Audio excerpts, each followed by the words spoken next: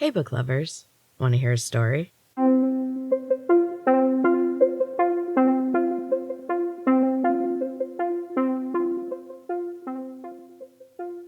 Welcome back to Storytime with Em. This is a mini episode from Em's Books and Cats podcast, where I am sharing my book feelers, a chapter, or sometimes two, a week. And this week is chapter 26. Enjoy. The others were waiting outside. We stepped out of the cave into a green and gold wonderland.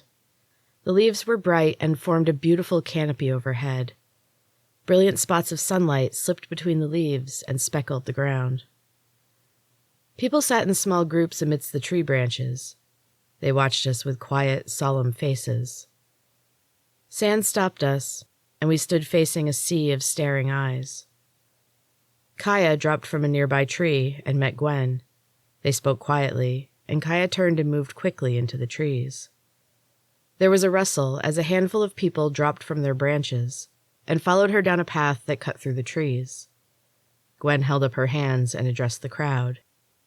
Misha is on the move. The golden hills are burning. A murmur rippled through the crowd. Gwen waited calmly for it to die down on its own. We have planned for this, she said in a strong, clear voice. She held her hands up against another burst of murmuring. Go to your homes and prepare. Wait for further instructions.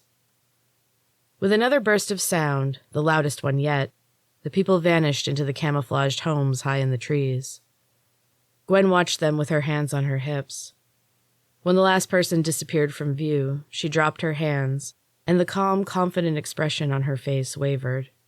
She looked tired and drained. Follow me, she said in a low voice. Elena walked beside me as we entered the forest. The path was dark, but Gwen did not carry a light. With a little effort, I cast a glow, illuminating the path. Elena's hand slipped into mine. I gave her hand a gentle squeeze and saw her relieved smile out of the corner of my eye. Gwen walked ahead of us and did not speak. Her walls had returned, and she was the cold, serious girl I'd known from Silent Trees. I didn't know anything about her, really. We'd been forced together as part of a science experiment. I had no idea what kind of wounds she carried. Doubt gnawed at my stomach. Elena walked beside me, smiling a little. Her face looked softer. It had lost some of its tension. The lines were smoother now. Did she use me? Had I made the right choice? Gwen ducked between some low branches. She jumped up and pulled on one that was slightly lighter and more worn than the rest. A platform of interwoven branches lowered, and she nodded to it. Hop on. She's waiting for you. I raised an eyebrow, and Gwen smiled. Just go. Trust me. There was no reason not to, and she hadn't steered me wrong so far. I stepped onto the platform, and Elena joined me. Hold on, Gwen said with a grin. She released the branch, and the platform rose swiftly into the air. Elena clung to my arm as we raced upward. I felt breathless with excitement and fear. My heart was hammering in my chest. The platform slowed and came to a stop at a walkway built across the treetops. A thin railing was all that would save us if we fell. I heard Elena gasp, but I couldn't look at her. I couldn't take my eyes off the ground.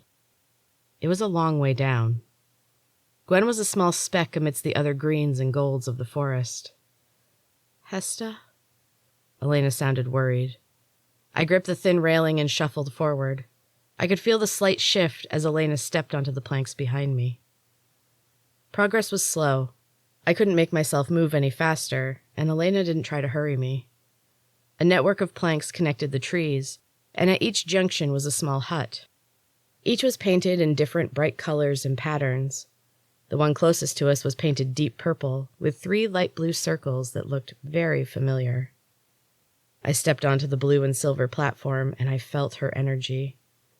I grinned as Mills stepped out of the hut. Hello, dear, Mills said with a small, smirking smile. She extended her hands to me. Her wrists jingled with numerous silver bangles. Her fingers were painted with blue symbols. She took my hands in hers, and relief flooded through me. Tears sprung into my eyes unexpectedly. Mills smiled and pulled me into a long, comforting hug. I buried my face in the shoulder of her blue tunic and smelled her familiar scent of herbs and smoke. I felt something new and unexpected. I felt safe. "Welcome home," she murmured. Her voice resonated in my head, and I felt my heart rate and breathing slow. "Come inside." She led me into her hut and held the curtain open for Elena to follow. We settled on short stools carved from tree stumps. They were arranged around a low table of polished, shimmering stone. Mills set cups of steaming tea in front of us and sat down. She smiled warmly. "You made it," she grinned. "I knew you would. You're tenacious." She winked at me and turned her attention to Elena. Her smile remained, but it was less welcoming. "And you are?" Her words were icy. The temperature in the hut seemed to drop. Elena felt it too. She shivered uncomfortably and tried to laugh. "I'm Elena. I helped Hesta escape." Mills raised an eyebrow. "Hesta? Tell me, why would a golden goddess betray Misha? Aren't you created solely to worship her?" Elena looked annoyed. She crossed her arms and rolled her eyes. "That was her intention, but she can't control everything. She doesn't always succeed at breaking our spirits." She lifted her chin defiantly and stared at Mills. The older woman laughed. "She certainly didn't succeed with you." "Very well. Welcome, Elena. I'm Mills." She extended her hand to Elena, who eyed her suspiciously before finally taking it. Mills grinned and took a sip of her tea. She sighed happily. "This is nice. A moment of peace. A joyful reunion. I can't believe you made it. When Gwen told me Misha had you, I thought you were lost for sure." She took another sip. "I thought we all were." The silence that followed was heavy with her words. I took a sip of my tea. Its sweet taste turned bitter as I swallowed.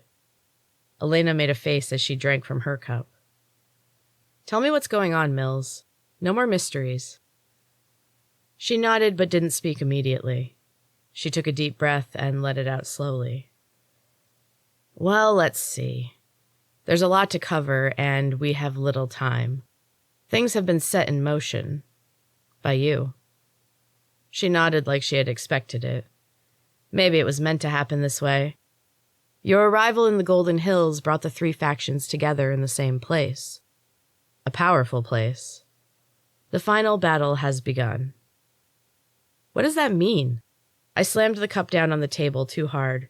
It shattered in my hand, and the liquid burned my bleeding fingers. Elena gasped. I'd forgotten she was there. Mills held my entire attention. She hadn't even flinched. Her cool stare made me blush at my emotional outburst. She set her cup down gently and held up 3 gnarled fingers. 3 factions. Silent trees you know well. There are other places like them. Not many now. Misha has been busy. Her golden goddesses are a formidable army. Luckily, she is very singularly minded. She must have all the control. That keeps her from splitting her forces. Mills reached across the table and placed her hand on Elena's arm, and gave it a gentle squeeze. The golden goddesses are very powerful. Some more than others, but they all have some kind of magic. She has stolen many of the starborn, which keeps them alive but turns them into her mindless servants. Though not so mindless after all. Thank you for your help, my dear. Your power is an incredible boost to our side. The dregs, I said. Mills made a face. That's what Misha calls us. Like we're garbage and not the most powerful creatures in the world. I looked at Elena and we shared a confused look. Mills giggled and took another sip of tea. Oh, my daughters, she laughed. You have no idea how special you are. Both of you. She shifted on her stool and leaned in close. Let me enlighten you. And that is the end of chapter 26, book lovers. I hope you're still enjoying Feelers. We are coming up on the end very quickly. And if you have a moment, hop on over to booksandcatspod.com and check out the titles of my other books. And if you have one that you want me to cover for the next Storytime with M book, send me a DM and I might pick it. Make sure you come back for the next exciting chapter. And until next time, keep reading.